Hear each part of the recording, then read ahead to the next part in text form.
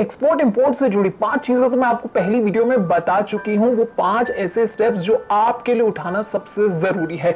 लेकिन अगले 5 स्टेप क्या होंगे, कैसे जो है आप टैक्स ड्यूटी पे कर सकते हैं, कैसे जो है आपको प्री और पोस्ट शिपिंग डॉक्यूमेंट्स की जानकारी मिलेगी, अगर आप इंपोर्ट करना चाहते हैं तो कौन से प्रोडक्ट्स आपको इंपोर्ट करने चाहिए। अब चूंकि मैंने जैसा आपको बताया था कि इस बिजनेस में बड़ा रिस्क होता है, तो रिस्क कैसे आप मैनेज कर सकते हैं, इंश्योरेंस कौन से लेने चाहिए और गवर्नमेंट आपको कौन कौन से इंसेंटिव्स देती है, ये तमाम जानकारी मैं आपको इस वीडियो में देने जा रही हूं। जब हम किसी चीज को एक्सपोर्ट इंपोर्ट करते हैं ना, तो उसके साथ बड़ी सारी ना टैक्स ड्यूटीज हैं जिनके बारे में मैं आपको बता देती हूँ। ये कस्टम एक्ट 1962 के अंडर जो है ये सारी टैक्स ड्यूटीज डिफाइंड है।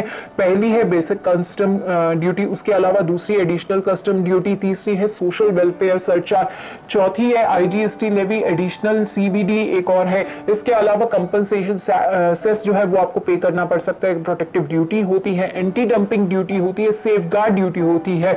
तो ये बहुत सारी चीजें जो है वो होती हैं। अब खैर आगे बढ़ते और बात कर लेते हैं pre and post shipping documents की। देखिए, जब आपको अपना माल जो है शिप करने जा रहे हैं तो बड़े सारे ऐसे डॉक्यूमेंट्स हैं जो आपको चाहिए होते हैं। अब इन डॉक्यूमेंट्स के बिना जो है आप अपना सामान नहीं भेज सकते हैं। देखिए, आपको पता ही है किसी भी बिजनेस में पेपर वर्क बहुत ज्यादा होता है। अब यहाँ तो आप क्या कर रहे हैं, आप अपना सामान, अपना प्रोडक्ट जो है वो बाहर भेज रहे हैं या बाहर से मंगवा रहे हैं। तो ऐसे में pre shipping and post shipping बहुत सारे डॉक्यूमेंट्स जो है जिनको आपको भरना होता है, आपको ख्याल रखना होता है।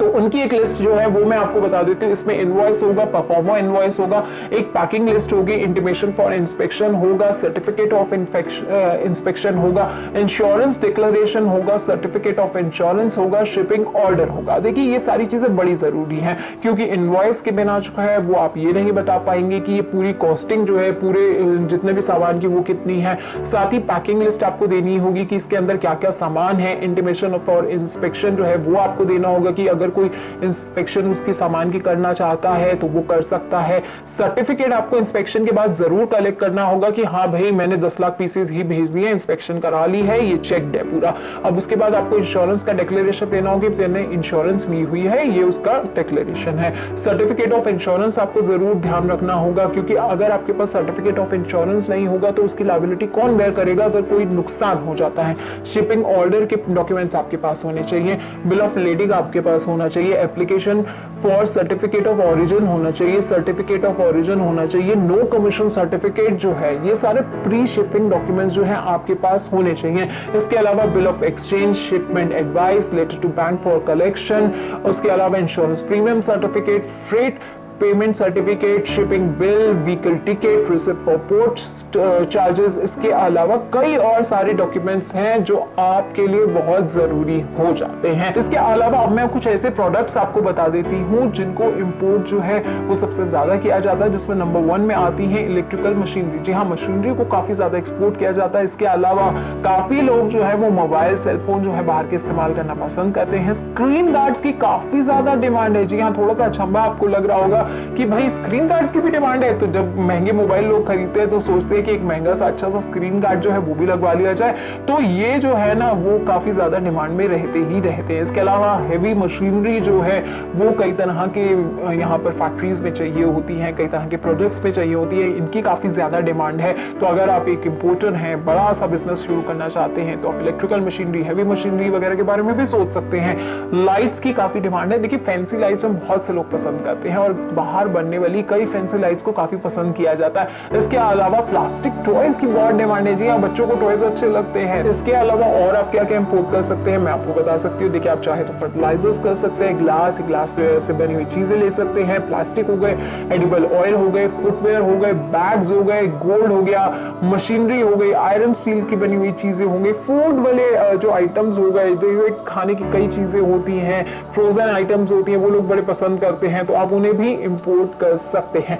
रिस्क जो है वो एक्सपोर्ट इंपोर्ट के साथ बहुत ज्यादा जुड़ा हुआ है। तो ऐसे में कौन आपको उस रिस्क से बचा सकता है, कौन आपको फाइनेंशियल लॉस से बचा सकता है, कैसे आप ऐसे कदम उठा सकते हैं कि जो रिस्क है वो मिनिमाइज हो जाए, ये हम आपको अब बताने जा रहे हैं। जो बहुत इंपॉर्टेंट है ये चीजें, क्योंकि जब तक आप रिस्क से नहीं निपटेंगे ना तब तक आप एक अच्छे से बिजनेस नहीं कर पाएंगे। तो सबसे पहले ना हम ये समझ लेते हैं कि टाइप ऑफ रिस्क कौन कौन से होते हैं। देखिए, पॉलिटिकल होता है, जैसे कि दो देशों के बीच में कुछ पॉलिटिकल परेशानी आ गई, लड़ाई हो गई, लीगल रिस्क हो गया कि सामने वाली कंपनी ने कह दिया कि भाई तुमने जो है मेरी कॉपी कर ली है, मेरे प्रोडक्ट की कॉपी कर ली है, तो वहां पे लीगल आपके इश्यूज आ जाएंगे। ट्रांसपोर्टेशन में कोई इशू आ गया, सामान आपका शिप जो है वो डूब गया, या हवाई जहाज जिसमें जा रहा था सारा सामान वो क्रैश हो गया, या मान लीजिए कि पुअर क्वालिटी का रिस्क है, आपने कुछ सामान मंगाया, आपको सैंपल तो बड़ा अच्छा एकदम चमचमाता हुआ दिया गया था, लेकिन जब आपके पास सामान आया तो वो बिल्कुल भी अच्छी क्वालिटी का नहीं है। या फिर क्रेडिट रिस्क हो गया कि आपका जी पैसा जो है वो कोई वापस नहीं दे रहा है, आपने सामान एक्सपोर्ट कर दिया, सामान बाहर ने ले भी लिया लेकिन वो पैसा नहीं दे रहा है। या एक्सचेंज का रिस्क जो है वो बहुत बड़ा रिस्क होता है।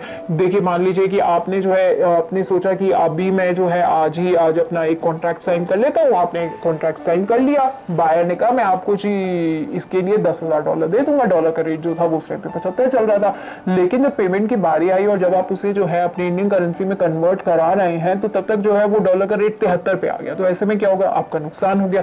तो ये एक्सचेंज रिस्क होता है। तो ये सारे रिस्क आप कैसे मैनेज कर सकते हैं ये जानना बहुत जरूरी हो जाता है। तो सबसे पहले आप जान लीजिए EEFA अकाउंट के बारे में। देखिए ये होता है exchange earner foreign currency account. यहाँ पर ये ना आप वहां ओपन करा सकते हैं जहां पर जिस बैंक में आपका सेविंग अकाउंट होता है। अब इसमें क्या होता है कि इसमें ना आपका जितना भी पैसा होगा वो सारा फॉरेन करेंसी में पड़ा रहेगा, उसी से आप पेमेंट भी कर सकते हैं।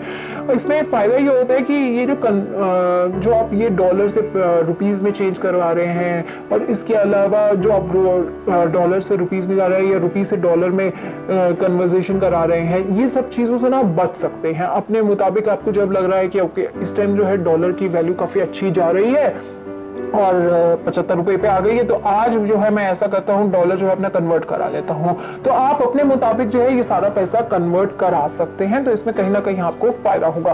अच्छा, एक दूसरा तरीका है जो रिस्क मैनेज करने का, वो ये है booking forward contract with bank. अब इसमें क्या होगा कि आप ना बैंक से पहले से एक कन्वर्सेशन का रेट ले लेंगे। आपको कहेंगे कि भाई 2 महीने के बाद जो है वो मुझे ना $10,000 जो है वो कन्वर्ट कराने हैं, तो आप मुझे बता दीजिए आप मुझे 2 महीने के बाद क्या रेट देंगे।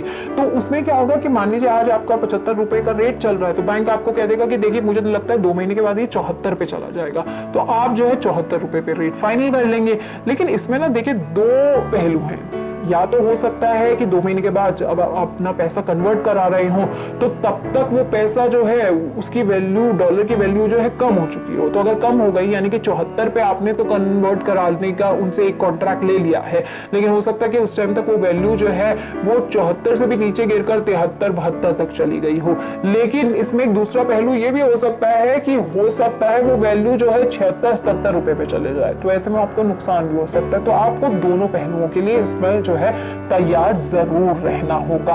अब बात कर लेते हैं कि रिस्क मैनेजमेंट में, चूंकि हमने बहुत सारी चीजों की बात की थी कि बड़े सारे टाइप के रिस्क होते हैं, तो इनको आप मैनेज आखिरकार कैसे कर सकते हैं। मैंने जो आपको बताया था ये अकाउंट्स खोलने का तरीका, इसके जरिए तो आप काफी हद तक जो है ना वो आप अपनी करेंसी के रिस्क को मैनेज कर सकते हैं, लेकिन बहुत से और दूसरे रिस्क होते हैं, उन्हें आप कैसे मैनेज करेंगे। अगर खुदा न खास्ता कोई एक्सीडेंट हो जाए, जैसे कि आपका सामान आ रहा है वो शिप डूब गया, या अगर जहां से जिस देश से आपका सामान आना था वहां पर कोई नेचुरल कैलामिटी आ गई, आपका सारा का सारा माल जो है वो बर्बाद हो गया, तो आप क्या करेंगे। तो इसीलिए वहां पर आपको इंश्योरेंस की जरूरत पड़ेगी। देखिए इंश्योरेंस जो है वो आपको रिस्क से बचाएगी, जिससे कि अगर आपका सामान खराब हो गया है, डैमेज हो गया है, तो उस रिस्क से आपको प्रोटेक्ट कर लेगी, आपको फाइनेंशियल लॉस से बचाएगी। इसके अलावा कॉन्ट्रैक्चुअल ऑब्लिगेशंस जो है वो भी मीट करना जरूरी हो जाता है, और आप ना एक्सपोर्ट बड़े फ्री माइंड के साथ कर पाएंगे।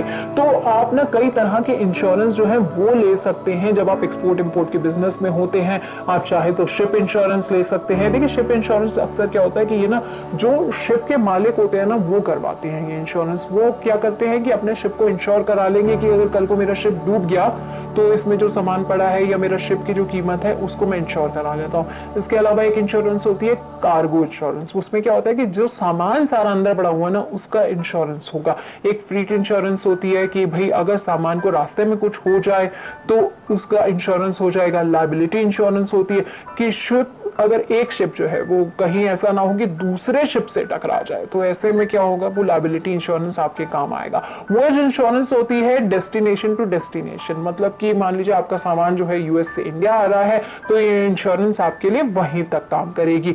एक होती है टाइम इंश्योरेंस, जो एक पर्टिकुलर टाइम पीरियड के लिए होती है। जैसे मान लीजिए कि आपको जो है अगले 3 महीने के अंदर जो है वो काफी सारा सामान जो है वो यूएस भिजवाना है, तो आपने क्या किया, आपने 3 महीने के लिए जो है सारे के सारे सामान की इंश्योरेंस ले ली, तो वो उस पर्टिकुलर 3 महीने के लिए ही वैलिड मानी जाएगी। एक होती है फ्लीट इंश्योरेंस। इसमें क्या होता है, जितने भी फ्लीट में सारे वेसल्स पड़े हुए हैं, जितने कंटेनर्स पड़े हुए हैं, उन सबकी इंश्योरेंस हो जाएगी। एक क्या होगी, एक होगी सिंगल वेसल इंश्योरेंस। इसमें क्या होगा कि सिर्फ एक वेसल, जैसे मान लीजिए आपको सिर्फ अपने वेसल की इंश्योरेंस करानी है, अपने कंटेनर की करानी है, आप सिर्फ अपने कंटेनर की करा लीजिए। एक पोर्ट इंश्योरेंस होती है। देखिए कई बार क्या होता है कि पोर्ट पे भी ना खड़े खड़े सामान को कुछ भी हो सकता है। अब आप सोचेंगे कि भाई भला मेरे खड़े खड़े सामान को क्या आ जाएगा, अरे आपका सामान पोर्ट पे पड़ा है, मान लीजिए पोर्ट पे आग लग जाए, या फिर हो सकता है अर्थक्वेक आ जाए, या सुनामी आ जाए, किसको क्या पता कब हो जाए, या अचानक तूफान आ जाए, तो ऐसे में पोर्ट रिस्क जो है वो आपके उस रिस्क को मैनेज करेगा कि पोर्ट पे अगर कुछ हो जाए तो आपका सामान जो है अगर वो खराब हो जाए तो आपको नुकसान नहीं होगा, इंश्योरेंस से आपको कवरेज मिल जाएगा। तो देखिए इससे ना आप अपना रिस्क कहीं हद तक, काफी हद तक जो है मैनेज भी कर सकते हैं। देखिए यहाँ पर चूंकि सब लोग जानते हैं कि इंपोर्ट एक्सपोर्ट के अंदर जो है रिस्क काफी होता है, लेकिन एक बात तो है, जब आप एक्सपोर्ट करते हैं ना तो पैसा जो है वो देश के अंदर आता है, फॉरेन करेंसी आती है और उससे देश को फायदा होता है। और यही वजह है